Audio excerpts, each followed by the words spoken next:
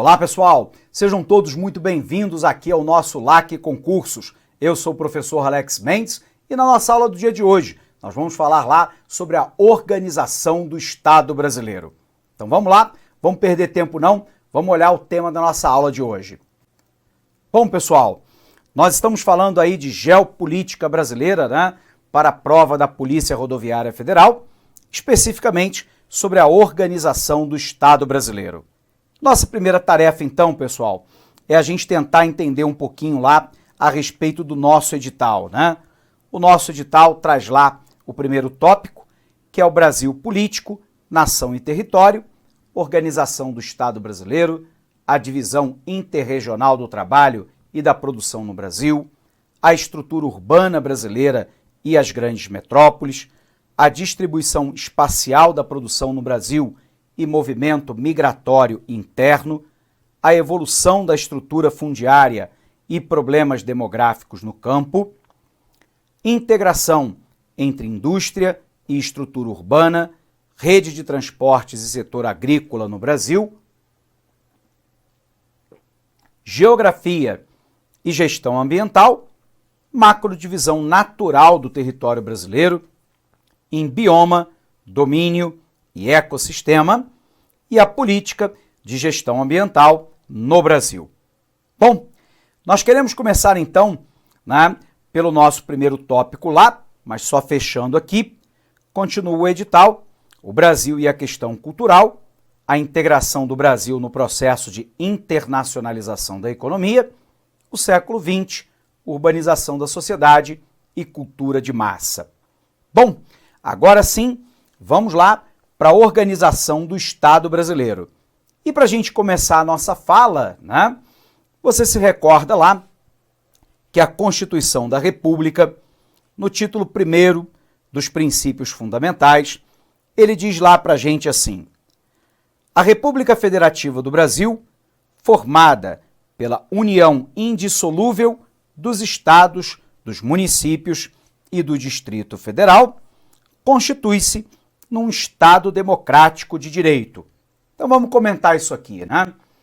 Quando lá ele diz no artigo 1º que nós temos que o nosso país é formado pela união dos estados e dos municípios de maneira indissolúvel, significa dizer que não está prevista na Constituição brasileira a possibilidade de separação, a possibilidade de secessão.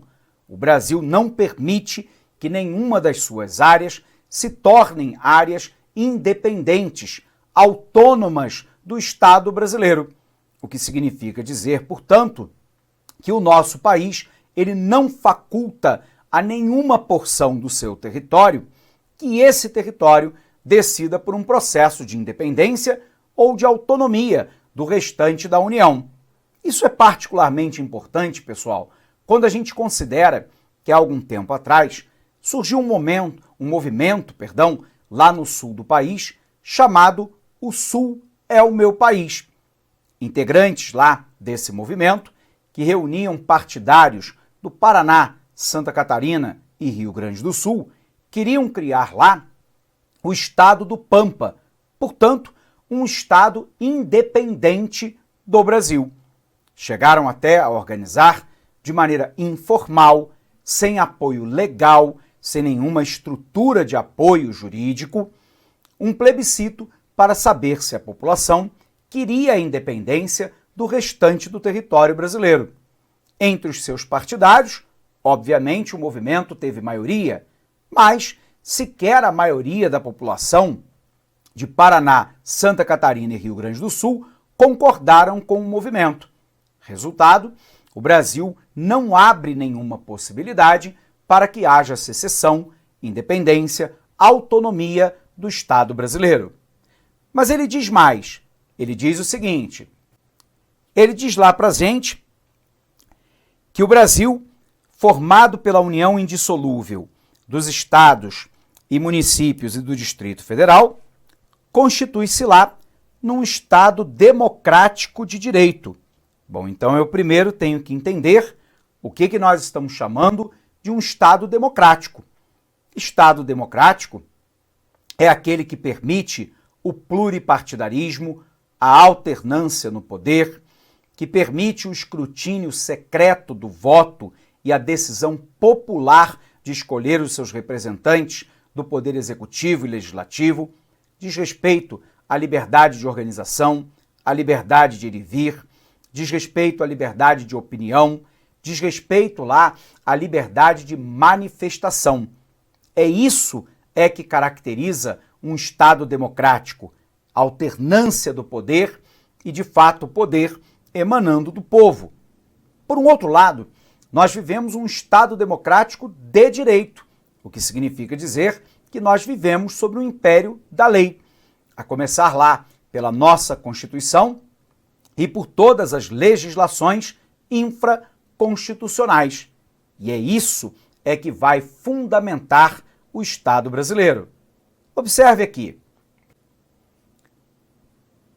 Os fundamentos do Estado democrático de direito no Brasil estão assentados lá sobre a soberania, a cidadania, a dignidade da pessoa humana, se refere aos valores sociais do trabalho e da livre iniciativa, ao pluralismo político e mais, ele diz lá, parágrafo único, todo poder emana do povo, que o exerce por meio dos seus representantes eleitos ou diretamente nos termos dessa Constituição. O que isso diz respeito a respeito da organização política do nosso país? Que o Brasil vive uma democracia semi-direta. Nós temos lá uma democracia representativa quando nós votamos nos membros do parlamento, portanto do poder legislativo, e também do poder executivo.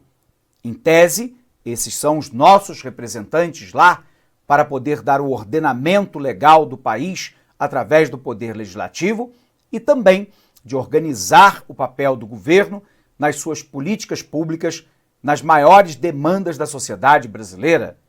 Mas por que você está dizendo, professor, que o Brasil vive um sistema democrático semidireto?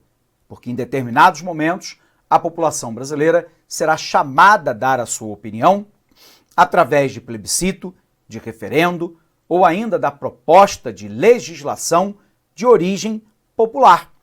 E, portanto, em determinados momentos, nós vamos exercer lá a nossa democracia em caráter direto, embora na grande maioria das vezes ele o seja de maneira semi-direta. Bom, se é assim, como é que funciona então a organização política do Estado brasileiro? Observe lá, pessoal, que o Brasil ele é uma república. Lembre-se lá que a palavra res publica significa coisa pública. Portanto, os nossos representantes eleitos têm o dever de legislar e de governar para atender aos anseios maiores da nossa população. E numa alternância de poder a cada 4 anos, a população brasileira pode manifestar, aqueles que são eleitos e que querem ser eleitos, quais são os seus desejos. Com a exceção de senador, que tem mandato previsto de 8 anos, lembrando que os senadores representam os estados brasileiros e os deputados representam a população, nós temos lá uma alternância de poder, via de regra, a cada 4 anos. Além de uma república, pois o governo é eleito por um período determinado de 4 anos com o princípio da alternância do poder, o Brasil é uma república federativa. Compõe a União Federativa Brasileira os estados, municípios e o Distrito Federal. Cada ente federado possui autonomia para legislar sobre o seu território. Observe lá que é claro que essa legislação, ela deve ter consonância com a Constituição da República. Porém, observe, no sistema federativo não há uma relação hierárquica entre o poder local do poder executivo como um prefeito em relação ao poder estadual e distrital do governador ou ainda do poder federal com o presidente da República. Não há uma relação hierárquica entre o poder federal, estadual e municipal, seja ele no poder executivo, seja ele no poder legislativo. E, portanto, o Brasil vive um regime federativo, que, guardadas as respectivas competências, cada um dos entes tem autonomia sobre o seu território. Mas ele diz mais. O Brasil vive lá uma democracia semidireta, pois o poder emana do povo, que elege periodicamente os seus representantes e participam das decisões de governo, por meio de mecanismos institucionais previstos na Constituição, como referendo, plebiscito e iniciativa popular. O primeiro ponto, então, é que o Brasil é lá um Estado democrático de direito, cuja forma de governo é uma república federativa, formada pela união indissolúvel dos estados, municípios e do Distrito Federal, e trata-se lá de cláusula pétrea, ou seja, são normas que não podem ser alteradas por emenda constitucional, conforme previsto lá no artigo 18.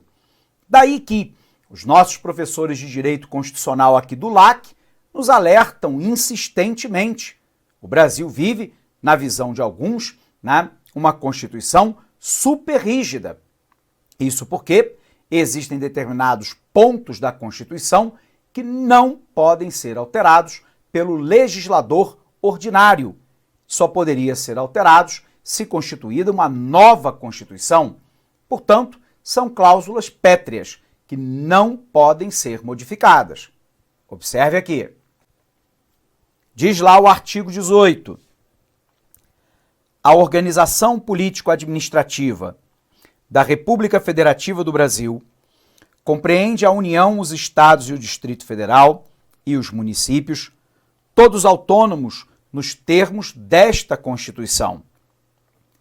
Diz lá ele, no título 1º, os princípios fundamentais são poderes da União, independentes e harmônicos entre si, o Legislativo, o Executivo e o Judiciário. Qual é a função do poder legislativo? Representar a população brasileira, representar o nosso povo, representar os nossos interesses perante o poder executivo. Cabe ao poder legislativo a fiscalização do poder executivo, sobretudo através dos tribunais de contas, Tribunal de Contas da União, dos Estados, do Distrito Federal e dos municípios, quando houver. Observe lá que cabe ainda, não só o direito de legislar, mas o dever de fazê-lo. E é por isso que muitas vezes, quando o parlamento se furta ao seu dever de legislar, ocorre aquilo que alguns chamam de ativismo do judiciário. O judiciário, de alguma forma, tem que, quando admoestado, quando provocado, se manifestar lá a respeito de uma demanda da sociedade na qual o legislador não deu clareza ou sequer deu atenção ao fato. O Brasil, então, tem lá, muitas vezes no seu parlamento, não exatamente aquele exemplo máximo da defesa dos interesses do cidadão. Muitas vezes o legislador não percebe que ele não tem somente o direito de legislar, mas também tem o dever. Ao Poder Executivo cabe organizar as funções de Estado de governo e, portanto, comandar o país no dia a dia, organizar as políticas públicas para atender às demandas da sociedade. Cabe ao Poder Judiciário dirimir conflitos baseados na lei. Cabe ao Poder Judiciário a interpretação da Carta Magna, a nossa Constituição, e também de todas as legislações infraconstitucionais. Observe lá que a Constituição brasileira prevê, inclusive, a inafastabilidade do Poder Judiciário. Portanto, não há transitado em julgado na esfera administrativa no Brasil. O Brasil só permite a hipótese do transitado em julgado na esfera judicial. Portanto, só o Judiciário dá a palavra final a respeito de dirimir conflitos no nosso país. Observe aqui.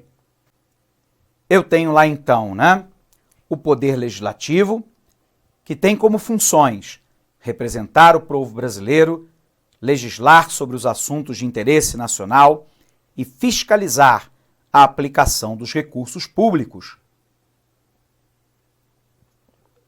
Ao Poder Executivo cabe realizar prática de atos de chefia de Estado, de governo e de administração, aplicar as leis elaboradas pelo Poder Legislativo, a fim de governar e administrar o país. E, finalmente, ao Poder Judiciário cabe exercer a jurisdição, isto é, a função de solucionar conflito de interesses que surjam entre as pessoas.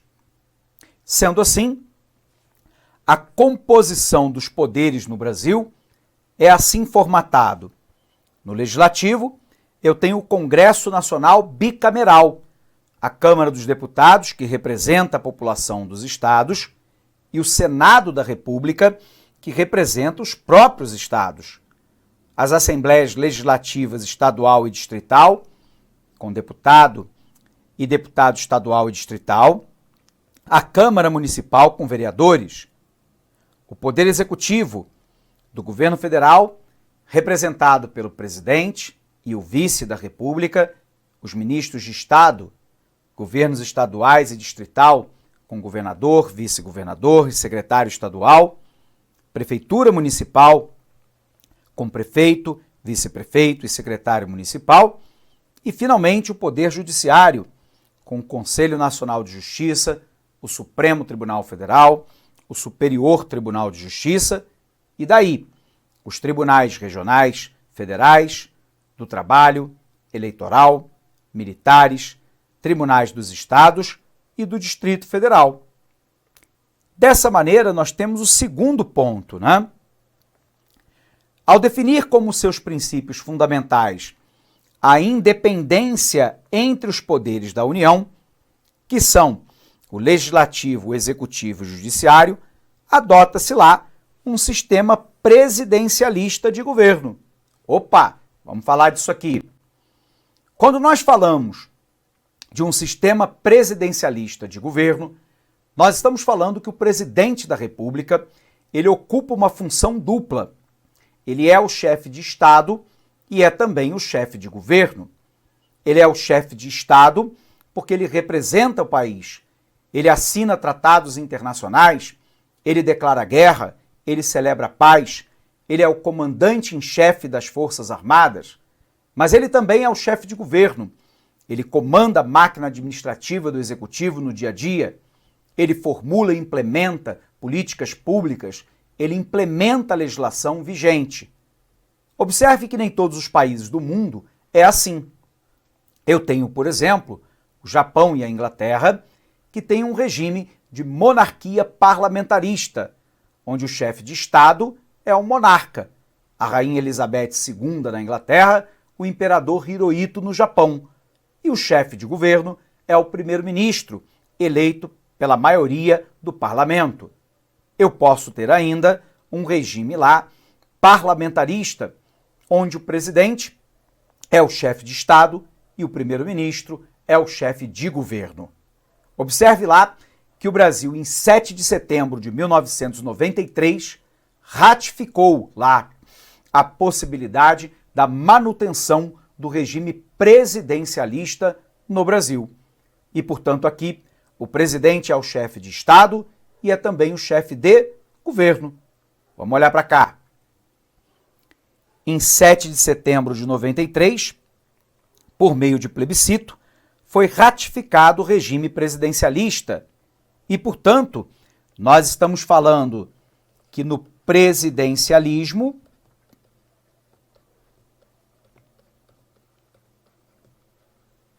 nós temos lá que o presidente ele é, ao mesmo tempo, o chefe de Estado e também o chefe de governo. Bom, se a gente entendeu então, né, que no regime presidencialista o presidente é o chefe de Estado e de governo, a gente pode voltar no nosso material. E aí você tem lá a relação entre os poderes. Existe uma relação de harmonia e independência entre os poderes legislativo, executivo e judiciário. Mas a pergunta poderia ser, né? Qual razão para a separação dos poderes? Essa razão tem origem lá na ideia do freio e contrapeso. É o princípio sobre o qual a separação dos poderes é necessária para limitar a competência e para impedir que um poder se sobreponha a outro. No Brasil, muitas vezes, a gente tem a noção de que o poder judiciário se coloca, né, de maneira hierarquicamente superior ao poder legislativo e ao poder executivo, que são poderes políticos da República. Isso não está correto. Embora caiba ao Supremo Tribunal Federal a leitura da Constituição e, finalmente, a palavra final a respeito do ordenamento, né, de conflitos, a solução de conflitos no nosso país, os poderes são separados, são poderes independentes, que não estão hierarquicamente, pelo menos de maneira formal, colocados lá em grau de importância. Sendo assim, a gente vai observar então que a Constituição ela delimita o exercício do poder e fixa a competência dos poderes. Basicamente lá, ao poder legislativo compete legislar e fiscalizar os atos do executivo, ao poder executivo praticar os atos do governo e administrar a coisa pública, e ao poder judiciário, com fundamento na ordem jurídica, compete solucionar os conflitos de interesse. Essa é a forma, pessoal, pela qual está organizado o Estado brasileiro. A Constituição funda o Estado brasileiro e vai determinar lá a organização básica do nosso Estado. Nós vamos encerrar essa aula por aqui, mas eu queria te desejar um fortíssimo abraço e bons estudos. Clique lá.